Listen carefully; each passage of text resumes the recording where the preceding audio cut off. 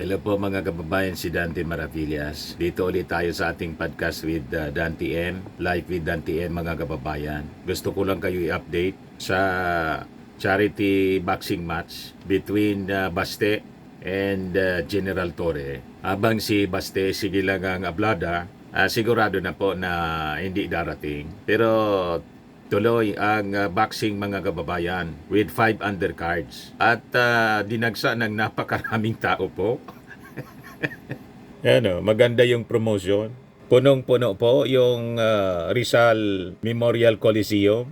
Sabi dito sa balita ng Inquirer, as of 9 a.m., more people continued to arrive and fill the venue despite Duterte's earlier statement that he would not attend the match. Ayan po, oh. Dagsa yung mga tao po.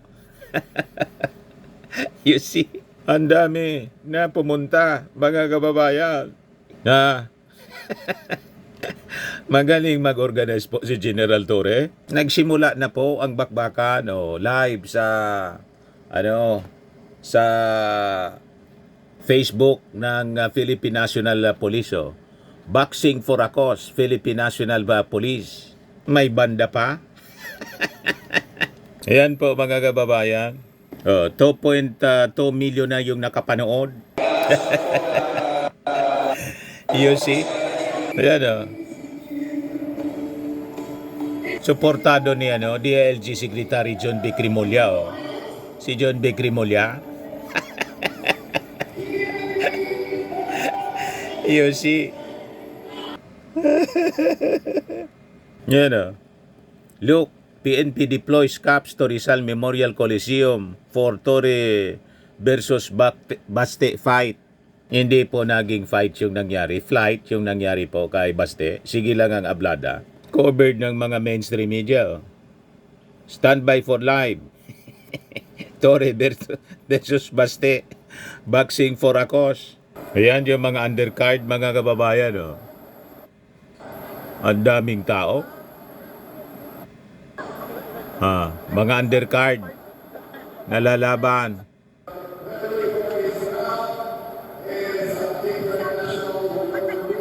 You see? Napasubo sa Lagasigo. Napasubo si Baste.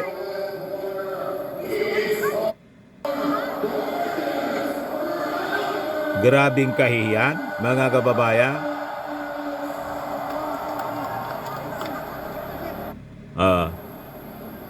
Ito yung undercard, mga kababayan. 5 undercards. Medyo mahina yung yung signal ng Philippine National Police. Yan undercard fight. Unang laban. Di ba? May panahon pa si Baste. May panahon pa para sumipot. Matagal pa to. Hanggang mamayang alas 12 siguro to, baga kababayan. Diba?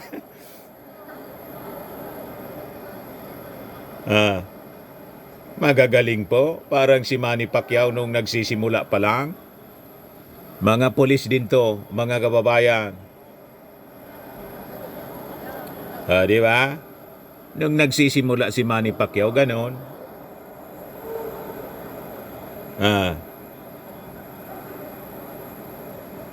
Talagang masaya po.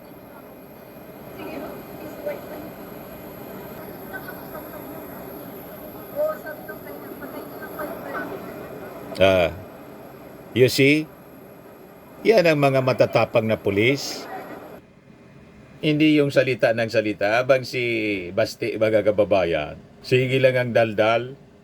May panibagong hamon, pero parehas yung kondisyon. Ito yung pinalabas niyang bagong hamon po. Gusto mo, puntahan kita, walang kamera, Nanguuto na lang. tutukan tayo, walang gloves. Bakit ba kailangan mo ng masyado ka mang masubis? Ganito yan. Gusto mo lang talaga Wala nang maniwala sa'yo. tutukan. Bakit kailangan mo pa mo ng charity? Why do you need Pa-English na kailangan mo kaputol-putol. pang gamitin yung nangyayari ngayon? nabaha dyan sa Metro Manila. Gusto mo, Ginagaya Puntahan yung kita. mannerism ng kanyang Walang tatay. kamera. Tingnan mo ang kamay. suntukan tayo, walang gloves. Bakit pa kailangan mo ng ano? Masyado ka mang masubis. Well, hindi ko alam kung if you're really serious about this, yung gusto mo yung charity na yan, and you laid Nang-uuto some na lang conditions, po. then let me lay my own conditions for the event. Kung serious ka talaga, ha? But I cannot be there sa Sunday. I have other things to do. Pero Tuesday, available na ako. Sino maniwala sa Tuesday, iyo? Wednesday, but not Sunday. Tuesday, Wednesday, or any other day. Kaya, I think mas okay para sa'yo kasi mas may oras ka pa para mag-ensayo. Kasi medyo yung pagsuntok mo, pag job mo, nakababa ka agad yung kamay mo, kailangan nakadepensa yan sa mukha mo. Pag job mo, balik ka agad sa mukha, ha? Nagturo pa. Konting advice lang, mag-ensayo ka.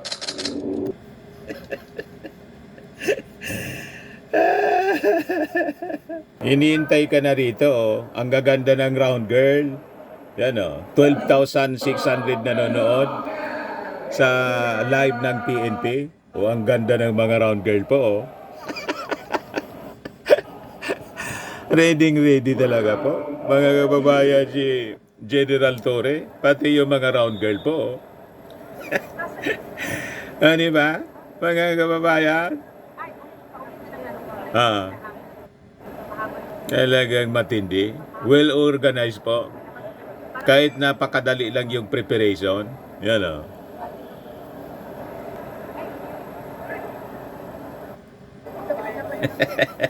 Malalaking tao po. Mas malaki siguro nga to na mga pulis na tong boxer. Mas malaki kay Pacman. Yan o. O diba? Tuwang-tuwa yung ano. Yung mga nanonood, mga kababayan. Hindi nasayang yung panahon. Hindi po nasayang. Tuloy ang fundraising. So magaling talaga pong organizer. Itong si General Torre. Yan o. Ang daming nanonood. 14,300 live sa live feed ng Philippine National Police. Boxing for a Cause charity match. O, di ba? Nakakatuwa baga kababayan. So, makaka-develop ng magagaling na boxer yung ating Philippine National Police. Baka ito na po yung simula. That the Philippine National Police, magkaroon sila ng sariling team na pwedeng ilaban. Di ba? As part of their charity campaign. So nakakatuwa yung kanilang ginagawa, mga kababayan. And promotion ng pagiging sports lang po. Walang pikunan, mga kababayan. And healthy lifestyle ng ating mga kapulisan. So pwede na ito na maging regular, mga kababayan, na pwedeng gawin nila para maging physically fit yung ating mga kapulisan. Lumiit yung tiyan. Palaging may boxing match sila. Gawin nila linggo-linggo siguro. May boxing match ang PNP in the Armed Forces. Pwedeng expand sa buong Armed Forces. Parte ng kanilang exercise para maging laging physically fit. At pwede silang maka-develop, mga kababayan, ng true fighter na tulad ni Manny Pacquiao. Di ba, mga kababayan? Ang gaganda po ng mga round girl.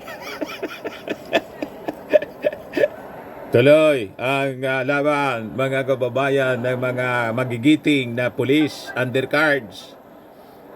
Di ba? Tuloy ang bakbakan.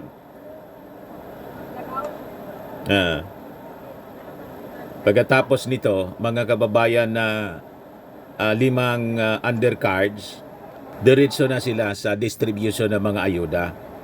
Kaya pinaliguan po ngayon ang kantsaw ni Anthony Taverna sa ni Jerry Baha. Itong si Baste Duterte, pakinggan natin yung kanilang programa sa DZRH. Ito siya. Oh. Si General Torre naghahamon. Nabaliktad. Baka ikahiya ikahiya ng mga meta to ito. Sayang ang alam niyo ba, binilang ko yung mga binitawang salita ni Baste. Mga mahigit 60 na mga salita na ang ibig sabihin lang, ayaw. Mahigit 16 salita, ang ibig sabihin, ayaw. Mga matatapang at saka may tato. Huwag basta-basta maghahapon. Pipiliin mo din ang hahamunin mo. Baka patulang ka. Baka patulan ka. Hindi lang. Tulad dito, kahiya-hiya si Basti dito. Talaga. Piliin mo nga, ibigay mo pang kondisyon eh, hair follicle test ng lahat. Ng lahat ng opisyal ng gobyerno. Panginoon kong buhay. Matatagal ah. Ano yun? Nanang ko po. Ay, nako. Wala man lang kinalaman. Dinamay. Ito si Basti, oh. Lumipat, mga kababayan, pa Singapore. Pagkatapos, biglang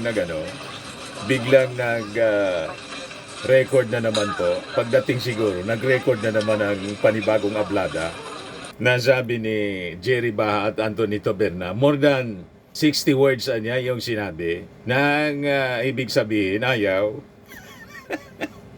Sayang ng tato. Alam niyo, sabi po ni Baste, narinig niyo, kung gusto mo talaga ng suntukan, sino ba naghahamon ng suntukan? Di ba? Siya naghamon eh. Kung gusto mo talaga ng suntukan, parang ang dating nun, parang si General Torre naghahamon. Correct. Siya yung naghamon. Baka ikahiya ng mga meta to ito.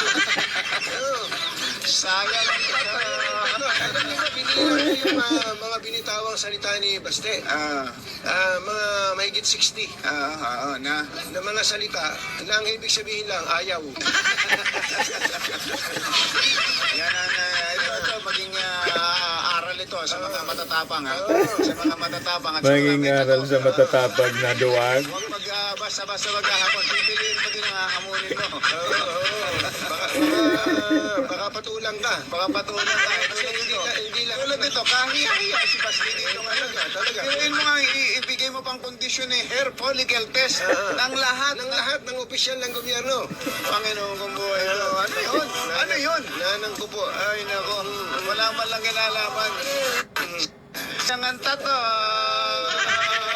Alam ko po. Ay, nako. Alam niyo, sabi Baste, narinig niyo, kung gusto mo talaga ng suntukan, sino ba naghahamon ng suntukan? Di ba? Siya nag... Durog na durog yung pagyayabang, mga kababayan, ni Baste Duterte. Pinaya yung buong ang kanya. Pati yung mga taga Davao, pinaya. Anyway, yan po yung update natin. Kung hindi pa po kayo nakasubscribe dito sa ating YouTube channel, Life with Dan TM, click subscribe nyo po. At sa gusto po, mga kababayan, na magnegosyo nito, I am worldwide amazing pure organic barley. Napakaganda pong product. Pwede kayong magnegosyo nito.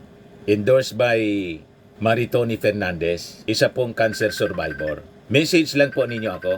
O kung hindi, yung aking anak na architect entrepreneur, orient po kayo. Lagi nating tatandaan, mga kababayan, sa buhay, you become what you believe. Ako po si Dante Maravillas. Bye-bye. God bless.